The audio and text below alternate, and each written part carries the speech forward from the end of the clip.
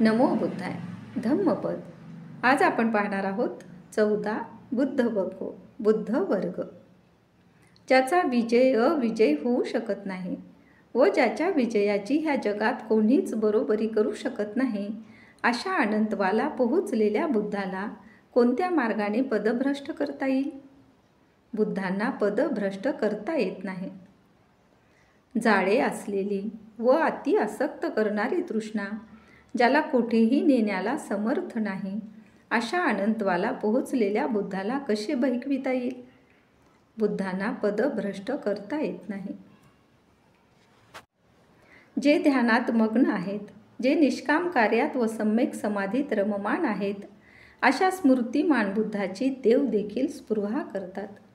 देवतासुद्धा बुद्धांची पूजा करतात. मानव योनीत जन्म येणे कठीण आहे. मर्त्याचे जीवन कठीण आहे.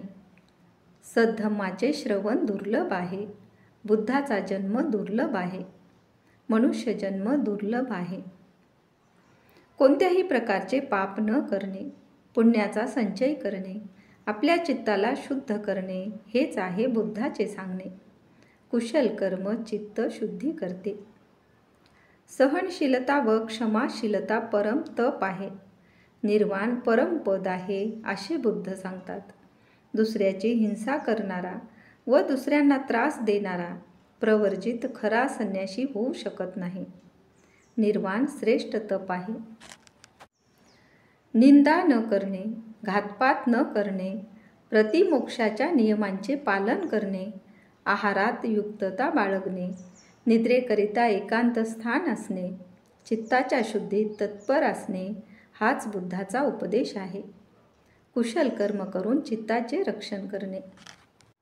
कारशापणाच्या, सोन्याच्या नाण्याच्या वर्षावानेही कामभोगात तृप्ती होत नाही. सर्व भोग अल्पस्वाद व दुःखद आहेत. वासना तृप्त होत नाही. दिव्य भोगात सुद्धा रमत नाहीत. सम्यक संबुद्धाचा श्रावक तृष्णेचा नाश करण्यात रममाण होतो. कामभोग कधीच तृप्ती देत नाहीत. भयभीत होऊन पुष्कळ लोक पर्वत, वन, उद्यान, वृक्ष, चैत्य इत्यादींचा आश्रय घेतात. मनुष्य भीतीने पर्वत इत्यादीला शरण जाते. परंतु हे कल्याणकारी आश्रय नाहीत. हे उत्तम शरणे नाहीत. ह्यांना शरण गेल्याने सर्व दुःखांपासून मुक्ती होत नाही. पर्वत आदी शरणे दुःखमुक्ती देत नाहीत. परंतु जो बुद्धाला, त्याच्या धम्माला आणि त्याच्या संघाला अनुसरतो आणि 4 सत्ये सम्यक प्रज्ञेने पाहतो, त्रिशरण हे उत्तम शरण आहे. दुःख, दुःखाची उत्पत्ती, दुःखाचे अतिक्रमण व दुःखाचा उपशमाकडे नेणारा आर्य अष्टांगिक मार्ग याचा आपल्या प्रज्ञेने साक्षात्कार करतो. 4 आर्य सत्ये नित्य आहेत. बुद्ध, धम्म, संघ शरण दुःखमुक्तीचा मार्ग आहे. तेव्हा हेच त्याचे कल्याणकारी शरण आहे.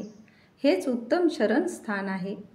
हा आश्रय घेतल्याने सर्व दुःखातून तो मुक्त होतो. श्रेष्ठ पुरुष दुर्लभ असतो. तो सर्वच ठिकाणी उत्पन्न होत नाही. ज्या कुळात तो धीर पुरुष जन्मतो, त्या कुळात सुखाची वाढ होते.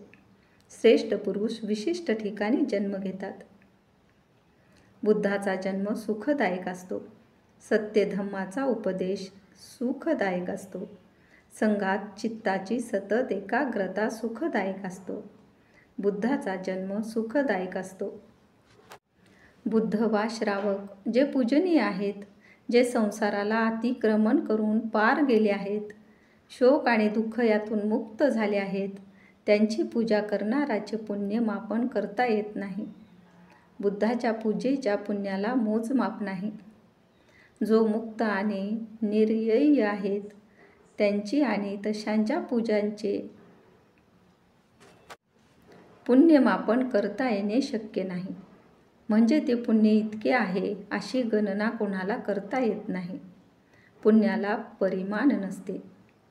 यापुढील भागात आपण पाहणार आहोत सुख वर्ग सुख वर्ग.